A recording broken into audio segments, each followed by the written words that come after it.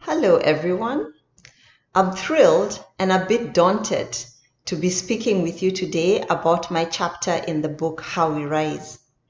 Being part of this book and becoming a published author is a dream come true, but it also brought on a severe case of imposter syndrome. I wondered, how will my story measure up against my co-authors? Would anyone care about my journey? In the end, I decided to share my story honestly, hoping it would resonate with women on similar paths and that the lessons I've learned would be helpful. I'm sad I can't be there in person to meet you all and share this experience. As I prepared this speech, I wondered what I could possibly say that would make you feel like listening to a talking head for 5 minutes. So, rather than rehashing my chapter, I will share what I'm calling unassailable truths that have emerged from my journey. These truths have changed my life, and I learned them through failure and challenge. I wish I had understood their power sooner. The first unassailable truth: your attitude is everything. There are two key aspects to this truth for me. The first, you have control over your response. Early in my career, I was excellent at articulating how hard it is to get ahead in our careers. From bosses who didn't understand our work, the nightmare of office politics, to the challenges that come from being a woman of color, a mother, and the burden of the care work that women additionally do. Then one day it hit me.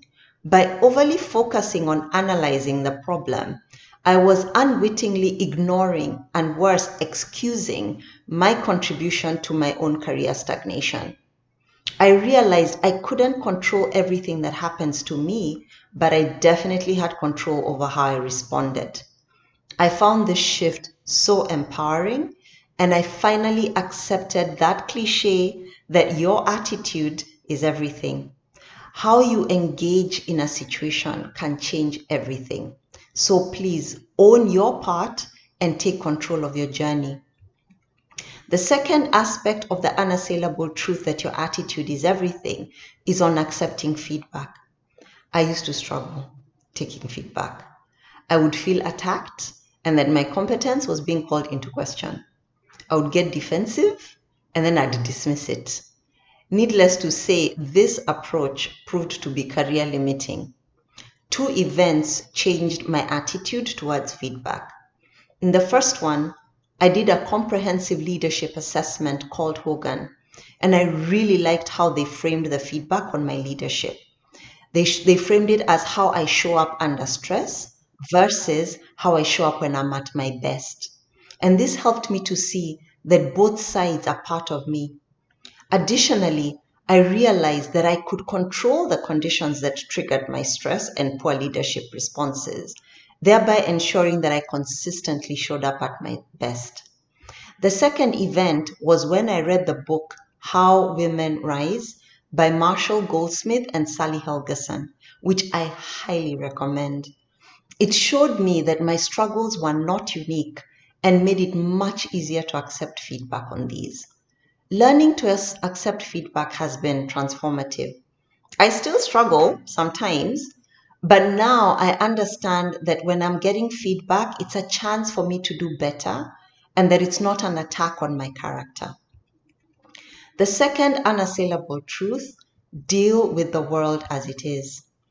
A few years ago, I realized the importance of dealing with the world as it is and not as I wish it to be.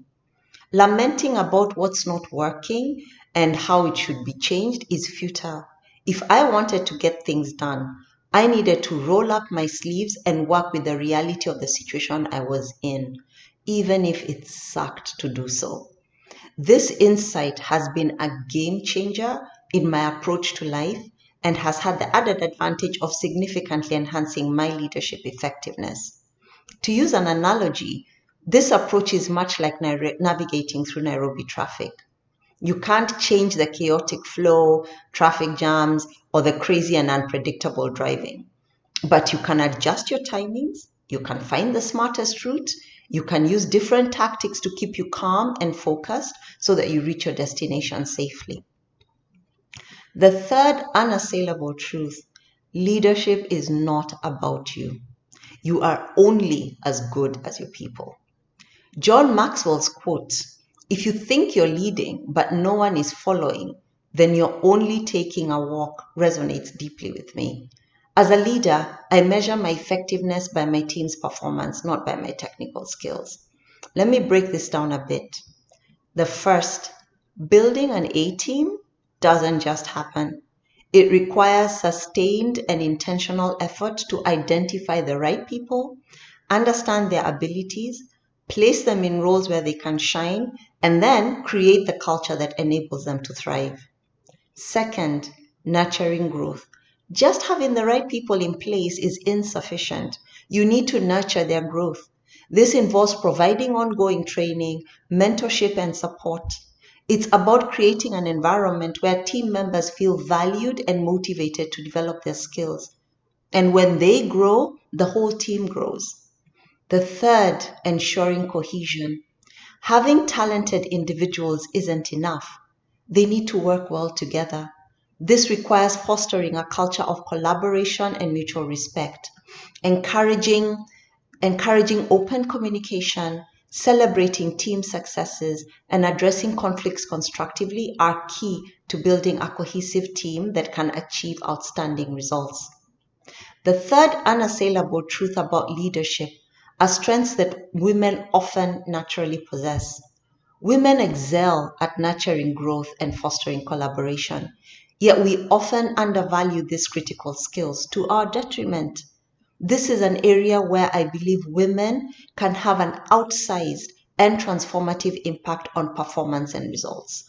My current focus is on growing my leadership skills, including through executive coaching and my board engagements. I hope that these nuggets I've shared are helpful to you. I've gone into more detail in my chapter. I look forward to engaging with you on these. My contact details are in the book, so please do reach out and tell me what you thought. Thank you so much for your time, and I hope you enjoy reading How We Rise.